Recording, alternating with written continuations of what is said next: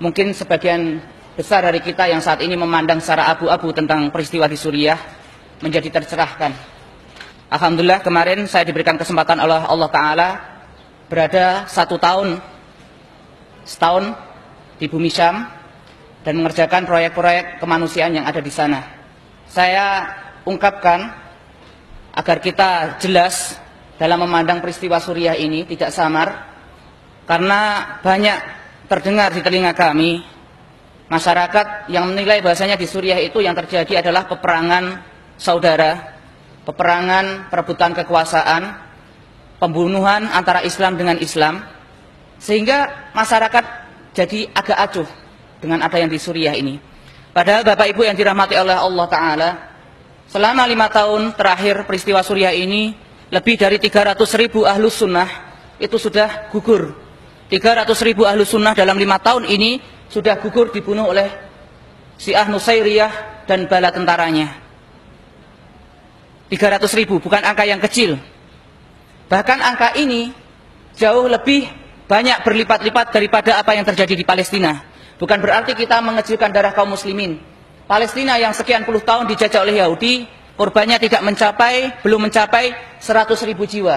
Tetapi 5 tahun di Suriah, lebih dari 300.000 ahlus sunnah sudah meregang nyawa. Dalam 2 hari kemarin di Ghouta Syarqiyah, 2 hari pemerintah rezim Nusairiyah menjatuhkan bom kimia. Dalam 2 hari membunuh 2.500 ahlus sunnah. Di Banias, di Provinsi Latakia yang kami tempati, dalam 1 hari orang Syiah Nusairiyah membunuh ahlus sunnah dengan pisau tajam, disembelih 1.000 orang meninggal. Tetapi banyak kita yang tidak mau tahu. Saya jelaskan bahwasanya sekarang yang berkuasa di Suriah itu bukanlah sunnah, bukanlah orang Islam. Bashar al-Assad, presiden sekarang, itu adalah pemeluk agama Syiah Nusairiyah. Apa itu Syiah Nusairiyah? Di dalam kitab Mausu'ah Muyassarah fil Adyan, Syiah Nusairiyah itu merupakan sebuah sekte yang dibentuk di masa 4 Hijriyah oleh seorang yang bernama Muhammad bin Nusair, merupakan pecahan daripada sekte Syiah. Syiah pecah menjadi banyak sekte, dan Nusairiyah ini menjadi salah satu sekte yang paling sesat di antara Syiah. Maka dikatakan Ibnu Taimiyah rahimahullah ta'ala dalam kitab yang sama, bahkan mereka Syiah Nusairiyah lebih kafir daripada Yahudi dan Nasrani. Karena mereka meyakini dalam akidahnya bahwasanya Allah itu adalah Ali dan Ali adalah Allah. Mereka tidak meyakini sholat, tidak meyakini zakat, tidak meyakini haji. Mereka punya syariat sendiri. Dan saat ini mereka lah yang berkuasa di Suriah. Dan sebelumnya Bapak Ibu yang dirahmati oleh Allah Ta'ala, peristiwa Suriah ini bukan hanya terjadi 5 tahun terakhir. Di awal tahun 80, bapaknya Bashar al-Assad, Hafiz al-Assad, laknatullah alaihi fi qabri, semoga Allah melaknatnya di dalam kuburnya, telah membantai ahlu sunnah dalam 1 bulan lebih dari 40.000 di Provinsi Hama. Kami alhamdulillah 3 tahun terakhir kami beroperasi di sana dengan teman-teman untuk melakukan kegiatan-kegiatan di sana. Kalau kita melihat sakit sekali di sana itu, bukan hanya disembelih, bukan hanya dirudal, bukan hanya diroket, bukan hanya ditembaki. Di Maldoya, saudara kita ribuan ahlu sunnah diblokade, bantuan satu pun tidak bisa masuk, sehingga anak-anak kita di sana dibuat mati secara perlahan, mati pelan-pelan dalam keadaan kelaparan. Sehingga kalau kemarin ada yang melihat anak kita makan kucing, maka ada yang makan apa? Rumput. Itulah yang terjadi. Makan rumput di sana. Seandainya ada, saya kasih lihat di sana. Sampai makan rumput di sana.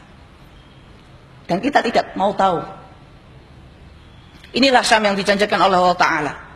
Tempatnya, kalau kita insya Allah orang di sini kan sudah kenal ngaji, kan kenal sunnah. Pasti di dalam hatinya merindukan as-sohbah al-islamiyah al-alamiyah. Kebangkitan Islam secara global. Kebangkitan itu dari sana, dari Syam. Sehingga kemenangan, nanti dikatakan perkara ini akan masuk kepada semua rumah yang diterangi matahari. Itu bermulanya dari Syam sana, bukan dari Indonesia. Apa yang kami lakukan di sana Bapak Ibu? Pertama, kenalkan nama lembaga kami, Misi Medis Suriah. Nanti silahkan yang punya Facebook diambil informasinya, Misi Medis Suriah di sana, kegiatan kami di sana. Pertama kali kami di sana adalah untuk ngurusi rumah sakit lapangan, mendatangkan dokter di sana. Karena banyak rakyat sipil mujahidin ini terluka. Kita buat rumah sakit lapangan. Tetapi ternyata dalam perjalanan waktu, bukan hanya orang sakit di sana masalahnya, orang kelaparan, orang orang kedinginan ketika winter, ketika musim dingin, orang anak-anak putus sekolah. Akhirnya kita membuat program yang banyak di sana.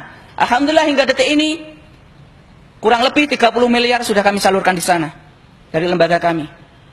Apa saja? Namanya misi medis. Sekarang kami membuat ma'had Quran, ma'had penghafal Quran yang pertama dari Indonesia untuk rakyat Suriah. Dan selama 1 tahun lebih kami telah membuka pabrik roti. 2 pabrik roti kami operasikan karena orang-orang kelaparan, tidak ada roti di sana. Waktu itu mereka mengatakan, ya akhi, kami kelaparan, bisa tidak kami dibantu? Kami bingung karena kami cuma ngurusi medis. Karena ongkos operasional sebulan itu $15.000. Sementara kami lembaga kecil. Saya katakan kepada pimpinan, gimana ini? Orang-orang sudah kelaparan ini. Mujahidin kelaparan, orang sipil kelaparan. Bismillah. Akhirnya dengan izin Allah 1 tahun lebih kita memberi makan orang-orang di sana termasuk mujahidin. Kenapa? Masya Allah saya katakan, dari dana para muhsinin yang dimakan oleh orang-orang yang ribat, orang yang jihad. Maka saya katakan, insya Allah saya katakan sebagaimana yang Rasulullah SAW sabdakan, man jahaza ghazian faqad ghaza. Siapapun orang yang membekali orang yang berjihad di jalan Allah, dia dicatat amalan jihad fisabilillah. Berat di sana. Orang dijauhkan dari din, orang dibunuhi. Bagaimana tidak Bapak Ibu? Ini saya katakan, saya malam itu saya menggendong seorang anak kecil, saya timang-timang. Saya timang-timang bermain itu ke tempat kita, saya timang-timang, saya ajak main. Paginya datang ke klinik kita dalam keadaan kepala terbelah, otak berhamburan karena terkena bom. Seorang anak kecil. Dilihat di depan mata saya. Hari ini saya rangkulan dengan seorang kawan di sana. Besok kepalanya sudah tembus terkena tembakan sniper di sana. Dan di sana dihujani bom.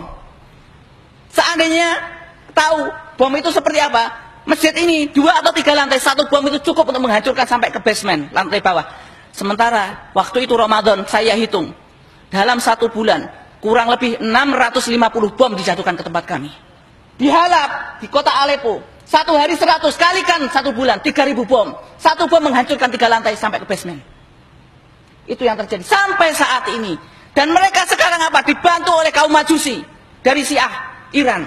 Syiah Irak datang, Syiah Yaman datang, Syiah Afghanistan datang, orang komunis datang, Amerika datang, semuanya membunuh Ahlus Syam.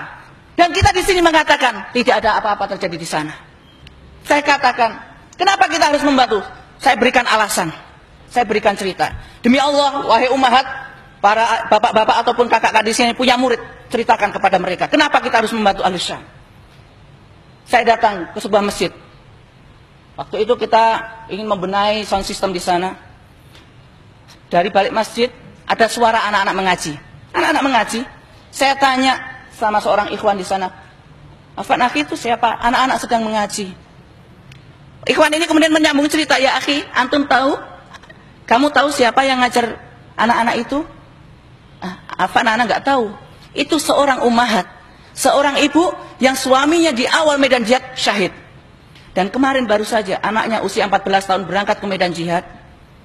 Anaknya ini menginjak ranjau, meledak ranjaunya, terburai badannya. Maka ketika datang seorang ikhwah datang kepada ibunya ini, wahai ibunda, wahai bibi, ada berita untukmu. Berita apa? Anakmu di medan pertempuran menginjak ranjau dan meninggal. Ibu ini mengatakan apa? Seorang janda ini, alhamdulillah Allah telah menerima anakku sebagai seorang syahid. Apakah tidak layak mereka dibantu Bapak Ibu? Hari itu kami dengan teman-teman, kami biasa ke kamp pengungsian. Ke kamp pengungsian untuk melakukan apa? Pengobatan kepada anak-anak di sana atau penghuni di sana. Waktu itu kami mendapat jadwal di perbatasan Turki, masih masuk Suriah. Namanya camp itu ada camp pengungsian Ummahatul Mukminin. Di mana yang tinggal di situ semuanya adalah janda syuhada. Semua suaminya itu syahid di medan jihad. Mereka tinggal di camp-camp pengungsian, keadaan lapar. Mereka kesehatannya sudah kacau semuanya. Kami datang ke situ. Kalau kami datang, itu kita punya tim dokter masuk kan di kamp pengungsian, saya tidak masuk. Saya berada di luar. Saya berada di luar. Dan kebiasaan saya, kalau ke sana, saya bawa tas ransel paling besar itu, yang ukuran 15 kilo. Saya datang ke sana, saya penuhi itu semua dengan biskuit atau dengan kue. Karena anak-anak camp kan banyak sekali. Untuk sekedar menghibur mereka. Ketika datang, saya kumpulkan. Ayo anak-anak, ayuhal atfal, ta'aluhuna. Ayo, kumpul sini sama paman. Paman ingin mendengar satu-satu dari kalian yang bisa menghafal Al-Quran, saya berikan biskuit ini. Yang bisa menghafal hadis satu, saya berikan biskuit ini. Mereka mulai, hafalan surat ini, hafalan surat itu. Mereka saya berikan. Sebenarnya sih, apa sih arti biskuit satu paling 2.000 di sini. Hanya bisa menyeka air mata mereka itu sesaat. Tapi paling tidak saya bisa melihat mereka tersenyum. Ayo yang bisa hafalan Quran ke sini. Mereka hafalan Quran, mereka hafalan hadis. Hari itu, anak-anak kan sudah selesai, kita mau pulang. Saya kemas-kemas di mobil itu. Ketika saya kemas-kemas, datang 3 anak kecil, perempuan. 3 anak kecil ini, usia kelas 3 SD. Dia datang menghadap saya, itu dalam keadaan menunduk-nunduk mukanya. Ahlus Syam, Bapak Ibu yang dirahmati Allah, perempuannya Masya Allah menjaga diri. Kalau ketemu lelaki itu langsung dia mengambil jalan lain. Kalau tidak sengaja itu terlihat kita berpapasan itu melempar muka di sana, Masya Allah, orang Syam di situ. Muruahnya luar biasa. Si anak kecil ini kan datang kepada saya. Assalamualaikum, saya jawab Waalaikumsalam warahmatullah. Dek, saya katakan, Dik, ada apa? Mereka diam, malu itu diam. Mereka saling sikut-sikutan. Udah kamu saja, kamu yang ngomong. Kamu saja yang ngomong. Kamu, ada apa ini? Ada yang bisa paman bantu? Ini anak-anak yatim tadi kan? Tadi belum dapat biskuit kan, masih ada sisa. Nih, kalau ada yang belum dapat biskuit nih, paman masih ada nih, saya kasih nih. Oh tidak paman, kami sudah dapat biskuit tadi, sudah ambil. Terus, kalian mau apa? Paman, mereka diam. Mau apa? Saya kira kan namanya anak yatim. Rumah tidak ada, rumahnya sudah hancur ini. Paling yang minta ini, minta itulah. Saya tanya, minta apa nak? Ngomong sudah, nanti paman bantu kalau bisa. Paman Abu Zubair. Ya, Paman Abu Zubair bawa mushaf Quran tidak? Saya kan kaget. Mushaf Quran untuk apa kan dalam hati saya? Untuk apa saya katakan? Mushaf Quran untuk apa? Untuk kalian untuk diapakan mushaf Quran? Masya Allah, dengarkan baik-baik wahai ummahat, wahai para bapak. Mereka anak-anak yatim ini mengatakan, Paman Abu Zubair, demi Allah kami itu ingin sekali menghafal Quran, tapi di kamp pengungsian tidak ada Al-Quran di sana. Bisakah Paman berikan Al-Quran untuk kami? Waktu itu saya sudah tergoncang hati saya. Air mata sudah deras menetes sudah hancur hati saya waktu itu. Betul-betul sudah. Seorang anak yang rumahnya hancur, ayahnya meninggal dalam keadaan susah, mengatakan di hadapan saya, Paman punya mushaf Quran tidak? Kami ingin menghafal Quran tapi tidak ada di kamp pengungsian. Saya katakan waktu saya menangis, saya katakan, demi Allah, tunggu sebentar. Paman hari ini tidak bawa, tapi insya Allah kalau kesini Paman bawakan untuk kalian. Saya pulang itu menangis, bukan menangisi mereka, demi Allah saya menangisi diri saya. Dan waktu itu saya menangisi apa yang saya tinggalkan di Indonesia. Anak-anak yang dilalaikan dilalaikan dari Al-Quran. Menangisi saya Indonesia dalam keadaan aman. Saya pulang sudah kalut pikiran saya. Saya balik sana lagi, saya bawa lagi itu biskuit 1 ransel. Saya bagikan qadarullah wa masya'a fa'ala. Saya lupa. Saya bagikan biskuit. Mereka datang lagi anak 3. Saya sudah rasa, aduh Masya Allah anak lupa. Paman Qurannya mana? Langsung gitu kan. Afan, Paman lupa Qurannya, nggak bawa. Waduh, mereka menangis tuh di hadapan saya. Paman itu kan kemarin sudah ada yang dibawakan mushaf, kenapa sekarang tidak dibawa? Paman lupa. Insya Allah besok Paman bawakan. Akhirnya besok saya, walaupun tidak ada jadwal, saya menyengaja datang ke sana. Saya bawa Quran 1 ransel, bukan untuk 3 anak, tapi 1 ransel. Saya datang ke sana. Wah, Masya Allah, Paman Abu Zubair datang. Saya bawakan. Ya, kalau kemarin minta mushaf siapa? Mereka berbondong-bondong. Saya berikan mushaf. Masya Allah, wajahnya mereka bergembira. Dan tahu siapa yang paling bergembira? Saya. Bapak Ibu yang dirahmati Allah Ta'ala. Di sana anak itu menghafal Quran itu dalam taruhan nyawa, Bapak Ibu. Demi Allah dalam taruhan nyawa. Gak percaya? Di samping markas kami, di samping klinik kami, di sebuah desa, sore-sore, anak-anak kecil ini kan menghafal Quran di masjid seperti ini. Menghafal Quran. Kurang ajarnya rezim Syiah itu. Didatangkan itu helikopter, dijatuhi bom Birmil. Meledak di samping masjid, hancur kaca itu. Anak-anak terpental, terkena kaca, mereka berdarah-darah waktu menghafal Quran. Alhamdulillah, waktu itu tidak ada yang meninggal. Cuma karena kena sampingnya. Tetapi bulan Sya'ban kemarin, di Dar'a, puluhan anak menghafal Quran, sedang mereka menghafal Quran dalam halaqah. Rezim laknat ini, mereka meluncurkan rudal jelajah dalam jarak sekian kilo, tanpa ada muqaddimah, tidak ada suara, dihancurkan masjid itu. 23 anak langsung syahid waktu menghafal Quran. Saya katakan, di sana itu anak-anak kita menghafal Quran itu betul-betul dalam tumpahan darah. Mereka itu menebus semuanya itu, satu ayat itu satu nyawa, saya katakan di sana. Dan di hadapan mata saya, Masya Allah, anak-anak di sana loh, semangatnya luar biasa. Sehingga kami kemarin, kalau seperti ini, kita akan membuat ma'had untuk mereka, untuk anak-anak ini. Alhamdulillah kita sudah buat ma'had, sudah berdiri. Ma'had kita namanya Ma'had Khalid bin Walid. Mungkin poin terakhir yang saya katakan, kalau kita masih percaya ISIS, saya katakan mungkin akan ada yang bertanya-tanya, pernah bertemu dengan ISIS, kami hidup 3 bulan dengan ISIS, dan tim kami sudah ditembaki oleh ISIS, sudah dimurtadkan oleh ISIS, dan kita sudah jadi korban di sana, ditembaki sama ISIS. Dan mereka adalah kelompok takfiri ekstrim di sana. Itu kesimpulan dan penutup dari kami. Itulah yang bertanya-tanya tentang ISIS.